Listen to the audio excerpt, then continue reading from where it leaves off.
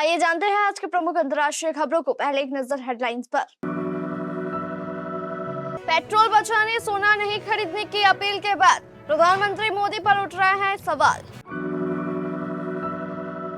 शहबाज मुनीर ने की ट्रंप से गद्दारी। जंग के बीच ईरान ने पाकिस्तान के नूर एयरबेस पर उतारे लड़ाकू विमान। नेपाल को देवभूमि बनाने का प्लान। दुनिया भर के हिंदुओं को जोड़ने की तैयारी में बालेन सरकार। जब रूस ने पश्चिम बर्लिन की नाकेबंदी खत्म की, 11 महीने रहा था ब्लॉकेड। दोनों देशों के लिए बहुत अच्छी चीजें होंगी, चीन दौरे से पहले बोले ट्रंप। ईरान के दिए जख्मों का यूएई ने लिया बदला।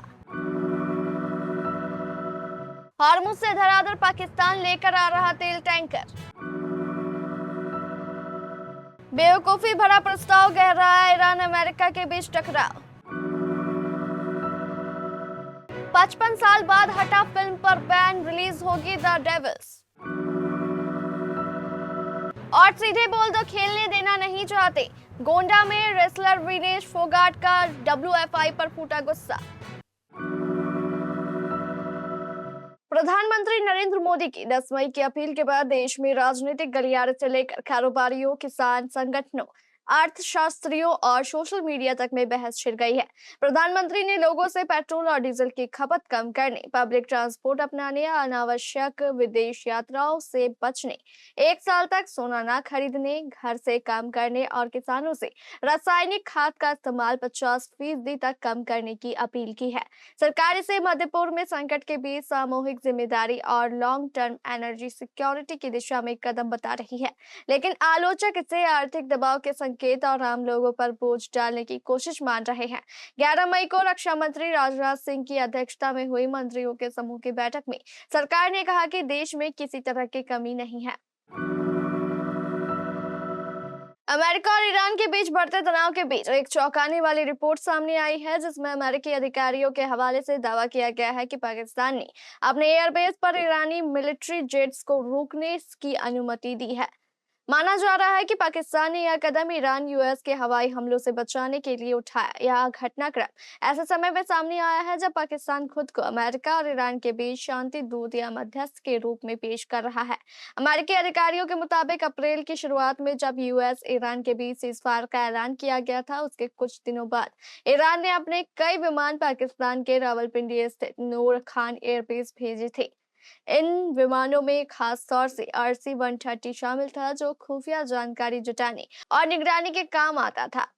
इसके अलावा ईरान ने अपने कुछ सिविलियन विमानों को सुरक्षा के लिहाज से अफगानिस्तान भी भेजा है, जिससे युद्ध के दौरान उन्हें तबाह होने से बचाया जा सके। नेपाल सरकार ने अपना पहला नीति कार्यक्रम पेश किया है। इसमें देश को बड़े आध्यात्मिक पर्यटन केंद्र के रूप में विकसित करने पर जोर दिया गया है। सरकार देवभूमि नेपाल अभियान चलाकर नेपाल की धार्मिक और सांस्कृतिक पहचान को दुनिया भर तक पहुंचाना चाहती है। सोमवार को नेपाल की संसद में राष्ट्रपति रामचंद्र पौडेल ने सरकार का यह नीति कार्यक्रम पेश किया। इसमें धार्मिक, सांस्कृतिक और आध्यात्मिक पर्यटन को खास प्राथमिकता दी गई है। सरकार का मानना है कि नेपाल की आस्था, संस्कृति और परंपराएं दुनिया भर के लोगों को आकर्षित कर सकती है और इससे पर्यटन के साथ साथ देश की अर्थव्यवस्था को भी मजबूती मिलेगी। नेपाल सरकार ने अपनी नई नीति में आध्यात्मिक तीर्थ कूटनीति को खास जगह दी है। इसके तहत पशुपतिनाथ, मुक्तिनाथ, लुम्बिनी और जनकपुर धाम जैसे धार्मिक स्थलों को अंतर्राष्ट्रीय स्तर पर जोड़कर प्रचारित करने की तैयारी है। सरकार इन स्थानों को सिर्फ धार्मिक केंद्र नहीं बल्कि वैश्विक आध्यात्मिक पर्यटन के बड़े आकर्षण के रूप में पेश करना चाहती है। इसके लिए पर्यटन और संस्कृति मंत्रालय के तहत एक अलग तीर्थाटन विभाग खोलने की तैयारी चल रही है। योजना है कि महाभारत क्षेत्र से लेकर मानस खंड तक बुनियादी सुविधाओं को बेहतर बनाया जाए, ताकि देश विदेश से आने वाले श्रद्धालुओं और पर्यटकों को यात्रा में आसानी हो। 12 मई 1949 को शीत युद्ध का एक प्रारंभिक संकट उस समय समाप्त हो गया जब सोवियत संघ ने पश्चिम बर्लिन पर लगी अपनी 11 महीने की नाकाबंदी हटा ली।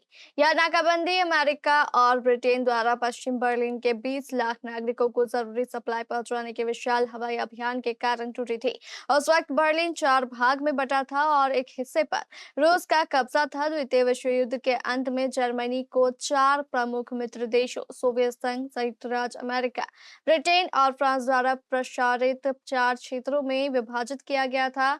जर्मन राजधानी बर्लिन को भी 4 क्षेत्रों में विभाजित किया गया था। हालांकि यह पूर्वी जर्मनी के सोवियत क्षेत्र के भीतर स्थित थी। जर्मनी और बर्लिन का भविष्य युद्ध के बाद संधि वार्ताओं में एक प्रमुख विवाद का विषय था, विशेष रूप से तब जब अमेरिका, ब्रिटेन और फ्रांस ने अपने कब्जे वाले क्षेत्रों को एक एकल आर्थिक क्षेत्र में एकीकृत करने का प्रयास। मार्च 1948 में सोवियत संघ ने इसी मुद्दे पर कब्जे वाले जर्मनी का संचालन करने वाली मित्र देशों नियंत्रण परिषद से इस्तीफा दे दिया। अमेरिकी राष्ट्रपति डोनाल्ड ट्रंप चीन के दौरे पर जाने वाले हैं। उन्होंने कहा कि वह इस दौरे के लिए काफी उत्सुक हैं। ट्रंप ने कहा कि उनके इस दौरे में अमेरिका और ईरान, चीन दोनों देशों के लिए बहुत अच्छी चीजें होंगी। ट्रंप ने अपने social media site truth social पर लिखा, मैं चीन की अपनी यात्रा के लिए बहुत उत्सुक। यह एक अद्भुत देश है जिसके नेता राष्ट्रपति शी का सभी सम्मान करते हैं। दोनों देशों के लिए बहुत अच्छी चीजें होंगी। ट्रंप के साथ चीन यात्रा में कई कारोबारी और टेक लीडर भी जाएंगे। व्हाइट हाउस के एक अधिकारी ने बताया कि इसमें एप्पल के सीईओ टिम कुक, टेस्ला के CEO Elon Musk, BlackRock के सीईओ लैरी फिंक, बोइंग के सीईओ कैली आर्टबर्ग, मास्टरकार्ड के सीईओ माइकल मीबैक और मेटा के executive Dina Powell, Mark Carmine भी शामिल है। ईरान अमेरिका के युद्ध में अगर खाड़ी के किसी एक देश को सबसे ज्यादा हमले झेलने पड़े तो वो संयुक्त अरब अमीरात है। इसका बदला भी इस देश ने लिया, लेकिन इतने सीक्रेट तरीके से कि किसी को भनक तक नहीं लगी। ये दावा किया गया है अमेरिका के अखबार वॉल स्ट्रीट जर्नल की रिपोर्ट में। रिपोर्ट में कहा गया है कि हाल के खाड़ी संघर्ष के दौरान ईरान पर गुप्त सैन्य हमले किए गए। इन हमलों में ईरान के फारस की खाड़ी में स्थित लवान द्वीप पर एक प्रमुख तेल रिफाइनरी को निशाना बनाया गया। हमला अप्रैल की शुरुआत में हुआ, ठीक उसी समय जब 5 हफ्ते के हवाई अभियान के बाद युद्ध विराम की घोषणा हुई थी। रिपोर्ट कहती है कि यूएई ने इन हमलों को सार्वजनिक रूप से स्वीकार नहीं किया है। इस हमले से रिफाइनरी में बड़ी आग लग गई और उसकी क्षमता कई महीनों के लिए बंद हो गई। ईरान ने इस घटना को दुश्मन की कार्रवाई बताया और इसके जवाब में यूएई तथा कुवैत पर मिसाइल और ड्रोन हमले किए। यूएई की ओर से ईरान पर 2800 से ज्यादा मिसाइल और ड्रोन दागे गए, जो किसी भी अन्य देश से ज्यादा थे। दावा किया गया है कि ईरान ने हमलों से यूएई में हवाई यातायात, पर्यटन और संपत्ति क्षेत्र बुरी तरह प्रभावित हुआ है। ऐसे में उसने ईरान को जवाब दिया।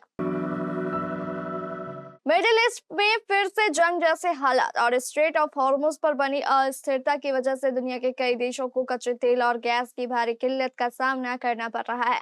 ईरान के पड़ोसी देश पाकिस्तान में इस वक्त तेल और गैस की भारी कमी हो गई है। यही कारण है कि कतर से गैस से भरा एक कार्गो शिप पाकिस्तान पहुंच रहा है। ईरान और पाकिस्तान के बीच हुए एक समझौते के तहत हाल ही में एक कार्गो शिप पाकिस्तान पहुंचा। अब फिर से विशेष इंतजाम के तहत कतर का दूसरा एलएनजी टैंकर हॉर्मुज स्ट्रेट से होकर पाकिस्तान जा रहा है। लंदन स्टॉक एक्सचेंज ग्रुप के शिपिंग डेटा के मुताबिक 1,74,000 क्यूबिक मीटर क्षमता वाला टैंकर महजेब रास लफान पोर्ट से रवाना होकर पाकिस्तान के कासिम पोर्ट की ओर बढ़ रहा है। रॉयटर्स के मुताबिक मंगलवार 12 मई को यह टैंकर कराची पहुंच जाएगा। इससे पहले 9 मई शनिवार को ईरान ने पाकिस्तान के एलएनजी टैंकर अल खैरियत को हॉर्मुज से गुजारने की इजाजत दी थी। इस शिप ने 10 मई रविवार को स्ट्रेट ऑफ हॉर्मुज पार किया। पश्चिम एशिया में तनाव कम करने और हॉर्मुज स्ट्रेट को व्यापारिक जहाजों के लिए सुरक्षित बनाने की कोशिशों को एक बार फिर झटका लगा है। अमेरिका की ओर से ईरान को भेजे गए 14 सूत्रीय अकाल्पनिक समझौता प्रस्ताव पर तेहरान के जवाब को राष्ट्रपति डोनाल्ड ट्रंप ने बेवकूफी भरा प्रस्ताव करार दिया। इससे पहले ट्रंप ने ईरान के जवाब को अस्वीकार्य बताते हुए खारिज कर दिया था। ट्रंप की प्रतिक्रिया के बाद आशंका बढ़ गई है कि 2 महीने से ज्यादा समय से जारी संघर्ष लंबा खिंच सकता है। अंतर्राष्ट्रीय बाजार में कच्चे तेल की कीमतें करीब 2% बढ़कर $103 प्रति बैरल के पार पहुंच गई है। रॉयटर्स के मुताबिक जेपी मॉर्गन के विश्लेषकों ने अनुमान जताया है कि तेल की कीमतें पूरे साल $100 के आसपास बनी रह सकती है। बाजार विशेषज्ञों का मानना है कि बुधवार से शुरू हो रही ट्रंप की चीन यात्रा से पहले हालात में बड़े बदलाव की संभावना कम है। माना जा रहा है कि बीजिंग पहुंचने पर ट्रंप चीन से ईरान पर दबाव बनाने की मांग कर सकते हैं। 55 साल पहले रिलीज हुई एक ऐसी हॉरर फिल्म जिसने पूरी दुनिया में हंगामा मचा दिया था, अब आखिरकार अपने असली रूप में लौटने जा रही है। मशहूर डायरेक्टर केन रसल की विवादित फिल्म द डेविल्स का डायरेक्टर कट अब पहली बार दुनिया भर के दर्शकों के सामने रिलीज किया जाएगा। खास बात यह है कि यह फिल्म को 4K क्वालिटी में रीस्टोर किया गया है ताकि लोग इसे बिल्कुल उसी तरह देख सके जैसा केन रसेल दिखाना चाहते थे। साल 1971 में वार्नर ब्रॉस ने इस फिल्म को रिलीज किया था। Film the devils of London और जॉन वाइटिंग के प्ले पर आधारित थी, लेकिन रिलीज के वक्त फिल्म में दिखाए गए हिंसक, डरावने और धार्मिक प्रतीकों से जुड़े बोल्ड सीन को लेकर इतना विवाद हुआ कि इसे अमेरिका और ब्रिटेन में रिलीज करने के लिए भारी कट्स लगाने पड़े। इसके बावजूद कई देशों में फिल्म बैन कर दी गई थी। उत्तर प्रदेश के गोंडा स्थित नंदिनी नगर स्टेडियम में चल रहे नेशनल ओपन रैंकिंग कुश्ती टूर्नामेंट के दौरान सोमवार को बड़ा विवाद सामने आया। प्रतियोगिता में हिस्सा लेने पहुंची भारतीय महिला पहलवान विनेश फोगाट ने भारतीय कुश्ती संघ पर गंभीर आरोप लगाए। विनेश ने कहा कि उन्होंने जानबूझकर प्रतियोगिता से बाहर रखने की कोशिश की जा रही है और लगातार विवादों में उलझाया जा रहा है ताकि वह खुद ही कुश्ती से दूरी